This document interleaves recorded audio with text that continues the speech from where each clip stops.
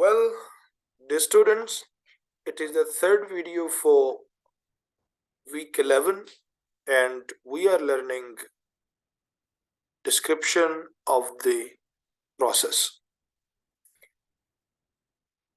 We learned that the process is series of related mechanisms or actions that help us design the different phases, modules, sections,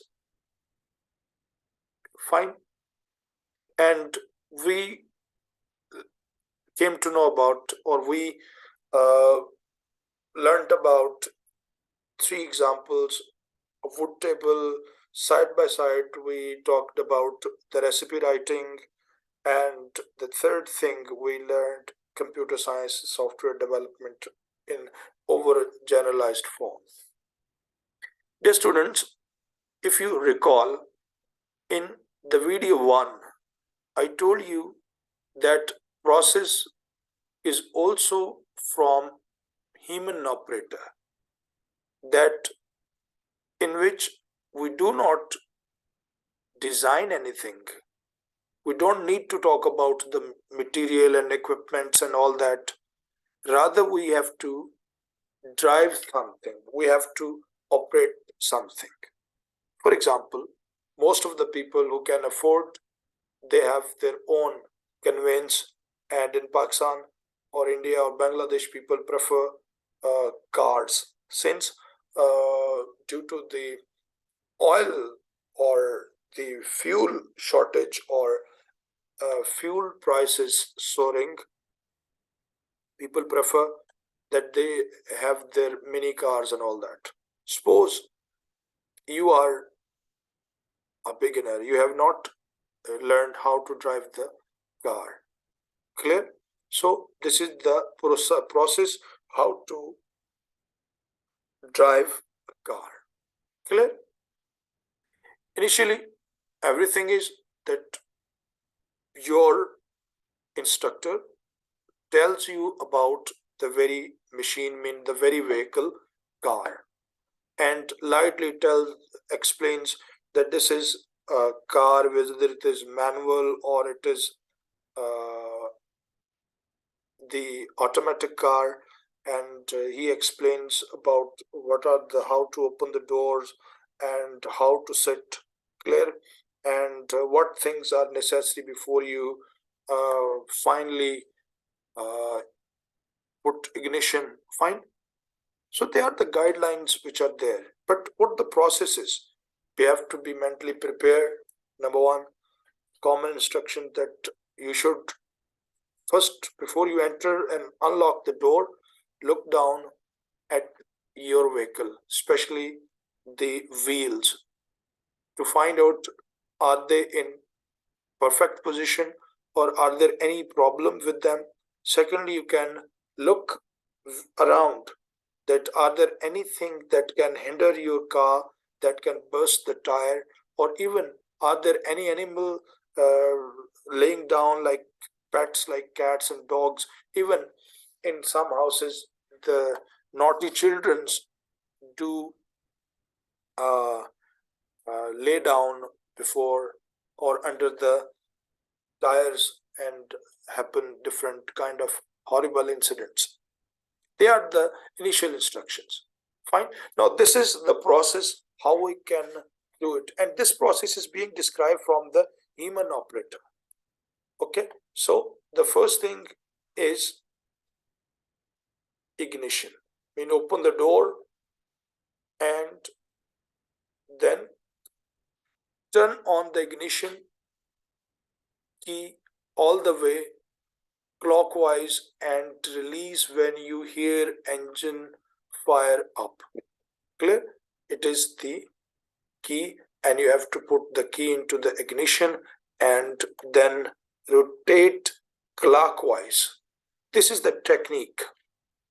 Put the key properly and rotate clockwise. Clear? And once you have heard the sound of the engine, it has comes on or fire up, then step 2, clutch. Using your left foot, depress the clutch all the way to the floor. Clutch, okay, and these are the pictures of the clutch. Clear that using your left foot, but here you clear, and the technique is that you have to press all the way down. Clear, and this is gears, and this is this uh, this type of instrument which is fixed. They're called gears. Gears from neutral, push the gear lever to the left and push up to select the first gear. Fine. For example, here if it is neutral, then you have to put it to the different directions, and then second gear, and then come back, and third, then this, and this is how you left right combination. Fourth, accelerator. Fine, accelerator is called maybe the speed. Slightly and gently press the accelerator using your right foot. Clear? Here, for example, it was the left, and it is your right foot. It is accelerator or the speed. Slightly and gently press the accelerator using your right foot until the counter to find accelerator is a speed, and you here it is you find that when you give the acceleration and the meter shows you, okay, clutch. Slowly release the clutch. Mean there are three things together: clutch, gears, and accelerator.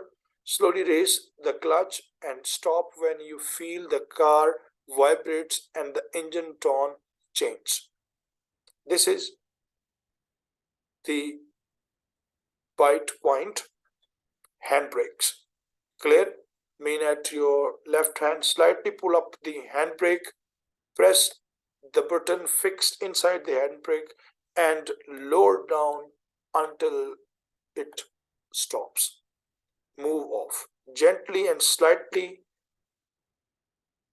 while simultaneously and very slowly releasing the clutch. Fine.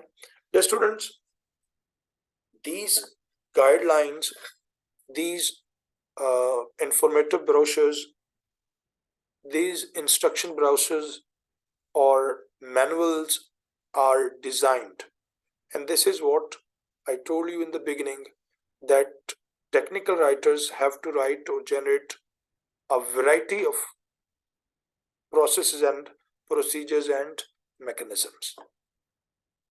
The students, move next. It is from human operator. What style is preferred for this type of writing? Number one, what language style is called the use of words, sentences, okay, verbs and adverbs. Active voice, indicative mood. Indicative mood in which we give information. For example, a car is a vehicle, it is quite comfortable, and it moves swiftly and take very agile or swift turns. It is indicative. Active voice, that information is being given about something. Active voice, imperative mood. This is the mood we use in the instruction manual. For example, this, if you go back, sorry, turn the ignition, mean something starts with the verb, something start with action, command. Clear? Turn the ignition. Using your left foot, depress the clutch. From the neutral, push the gear. Slightly and gently press the accelerator. Slowly raise the clutch. Slightly pull up. Gently and slightly press. These words are called the imperative mood. And this mood is used by the teachers, commanders, supervisors, especially when you hear your teacher talking in the lab, giving instructions, it uses this imperative mood. Subjunctive mood is called conditional mood. Active voice, if you press this, then it happens this. Clear? Conditional mood, when something is dependent on the other. For example, I say, if you have not, if the driver has not pressed the uh, uh, brake properly, the car won't stop. Clear? And passive voice mode. Sometime, for example, the cars are designed by uh, the most comfortable and reliable cars, according to the people of subcontinent, are designed by Japanese. Their designed cars are quite comfortable, precious, and as well as up to the latest technology. This is, I'm using passive voice. So they are the three different distinct modes we use for writing mechanisms and processes, and we have to be very descriptive in nature. Dear students, I'm sure that you have learned uh, a lot about how to write processes. The person who has learned this can write the proposal reports, can write mechanism reports, process report, procedures, and much more. Thank you very much.